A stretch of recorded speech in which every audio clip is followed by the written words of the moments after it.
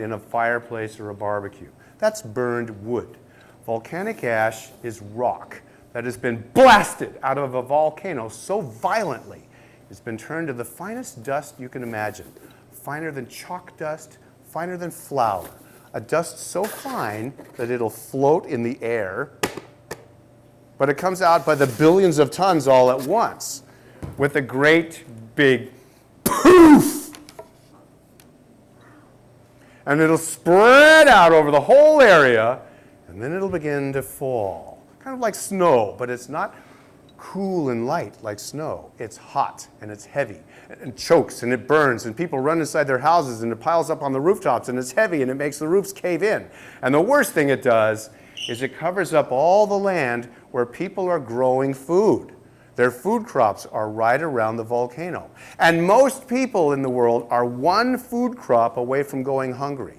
Most people don't grow and store their food. They grow it and they eat it.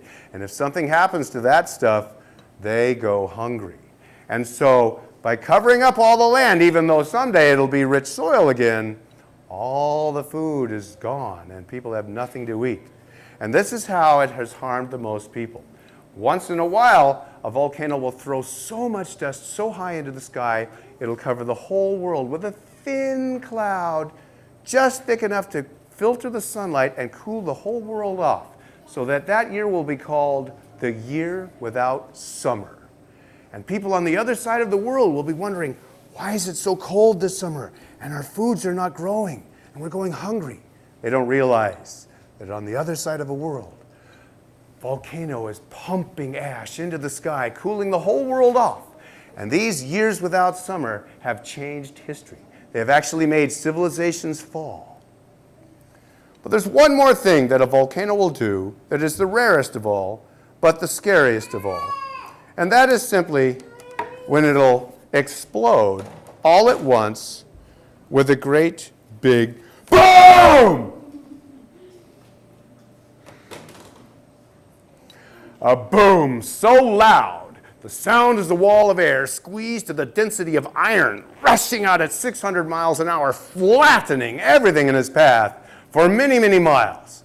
A boom that can be heard for 3,000 miles, a boom that can make a mountain into a hole in the ground, can make an island vanish, a boom that makes nuclear bombs look like tiny firecrackers in comparison. And these explosions are caused by a different kind of bubble. It should remind you of something in your kitchen. There's an object in your kitchen that resembles this. It's pink or it's yellow. There's a cartoon character made out of it. What am I thinking of? It's good for soaking up water. Sponge, that's right. Lava is rock sponge. Because it's full of holes left by the carbon dioxide bubbles, you can get a lot of water into this stuff. Imagine a mountain made out of this stuff sitting out in the rain for thousands of years. It just all soaks into those zillions of bubble holes, and almost all of it stays inside. Volcanoes are full of water. They're waterlogged. They're giant rock sponges. So, let's do an experiment.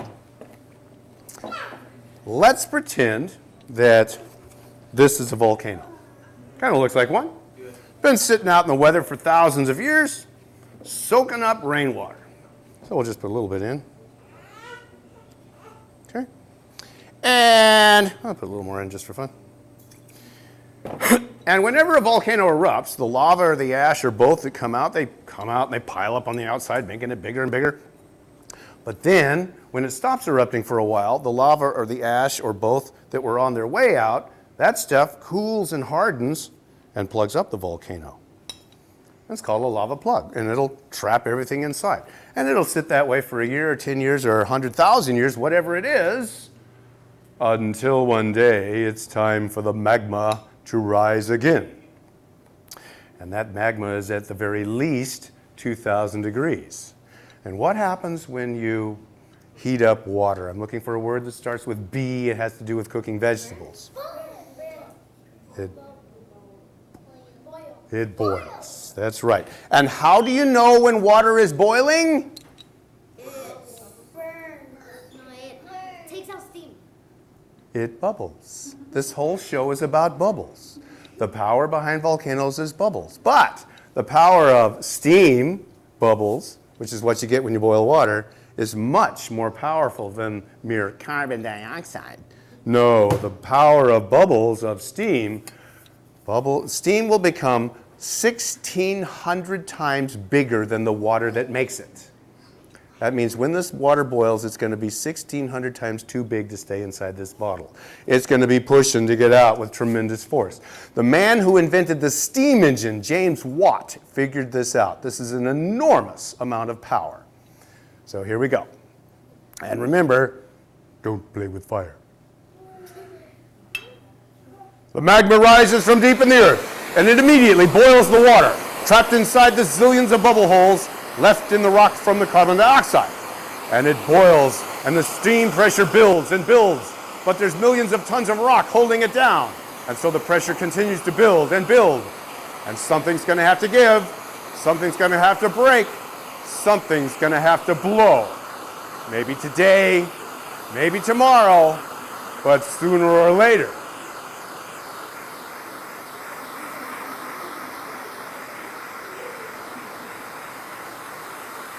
They say. Is that cool? Would you like to see that one more time? Okay. But now, that you heard, that was the boom I mentioned earlier.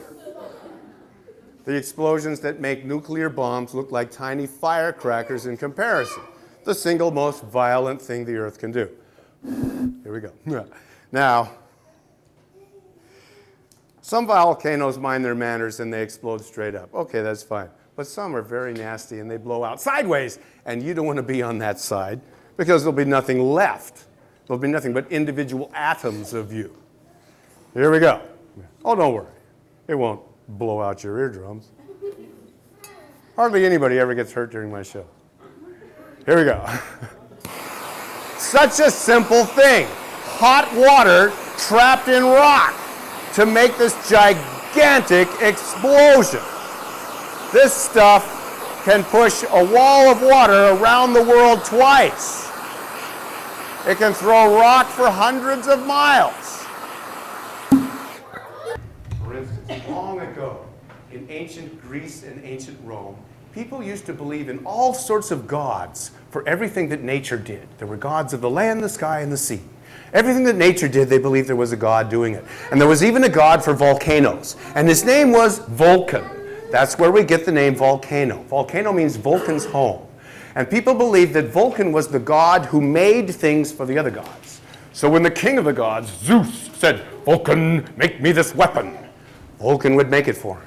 And when the queen of the gods, Hera, said, "Vulcan, make me this magical thing," Vulcan would make it for her.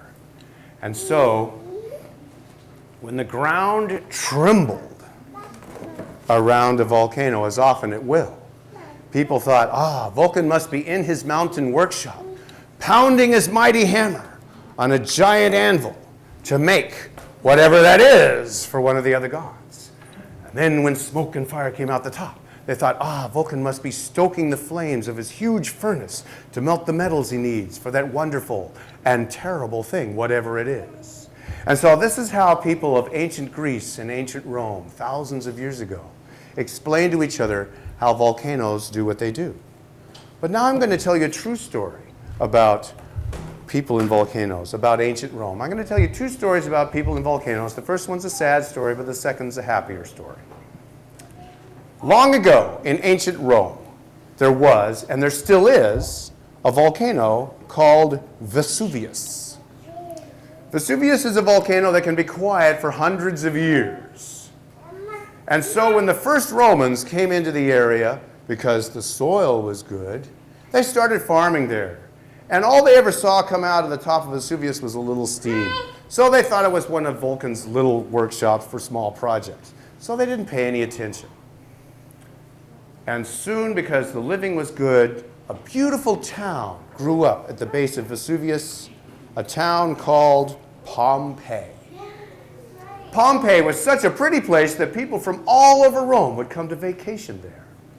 And people might feel the ground shake a little bit once in a while, but they got used to it. You get used to anything you're exposed to over and over again.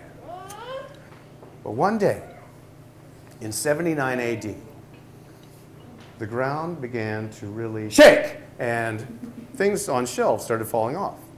And then it started to shake even worse, and the shelves started falling off the walls. But then it shook even worse, and cracks started forming in the walls. And this got people so scared that most of the people of Pompeii packed up some of their stuff and they got out of town. About 2,000 people, we think, remained behind to guard their homes and keep their businesses going. They had felt shaking before. This was just worse, so they thought they could just ride it out. And then it started to get quiet, and the shaking stopped. In fact, it got spooky quiet. The wind didn't blow, birds didn't sing, animals made no noise. It was silent. And out of that spooky silence, there suddenly came an enormous poof, and a huge black cloud of ash laced with lightning rushed out of the top of Vesuvius and spread across the sky from horizon to horizon, blocking out the sun. And in the middle of the day, the town of Pompeii was plunged into utter darkness, darker than the darkest night. And then that ash began to fall. And it fell on the ground and piled up deeper and deeper and deeper until in just a few minutes, it was as much as 60 feet deep. That is more than 4 times deeper than the ceiling is above your heads right now. And the entire town of Pompeii was buried. Eventually, the volcano stopped erupting. The ash cloud drifted away. People came back to find their town had disappeared. This scared them so much, they moved away and never built there again. Soon, the ash that would be rock beneath was good soil on top. And so, soon grass, bushes, and trees grew there. And there was no trace there had ever been a town there, and no trace there had ever been a disaster. And so for more than 1,000 years, the town of Pompeii was forgotten to history. No one remembered it was ever there. 1,000 years after that, some farmers came in because the soil was good, and they dug ditches to let water in to irrigate their crops. And at the bottom of the deepest ditch, they found the top of a building buried underground. This got them very curious. And so they dug deeper and they found the walls of buildings. And they dug deeper and they found stone-paved streets, the way the ancient Romans used to pave their streets. And so for the last 1,000 years, we've been digging up the town of Pompeii that was preserved in a moment in solid rock. And this is why we know so much about how the ancient Romans lived their daily lives. Because every object in every home is still there, surrounded by rock, waiting for us to pick through it and find it. Now that's the sad story about people and volcanoes. But as I promised, I'll follow with a happier one. Long ago, but not as long ago as Vesuvius, but still before you were born, in the mid-1960s, something happened out on a big island in the middle of the North Atlantic Ocean. The island is called Iceland. It's a great big island with a bunch of little bitty islands around it. And one of those little bitty islands has a funny name. It's called Heimaey. Heimaey is Icelandic for good harbor. A harbor is where the water is smooth and flat, and the stormy waves of the North Atlantic won't bash the boats together and won't bash them against the shore. It's a safe parking lot for boats, and it's very important. And Heimaey has the best harbor in all of Iceland. So all the people living there, they all have boats and they all fish the sea, and they love to do that. And everyone knew that on their island there was a volcano. But just like Vesuvius, no one had ever seen it erupt. But one day, in the middle of the night, everyone was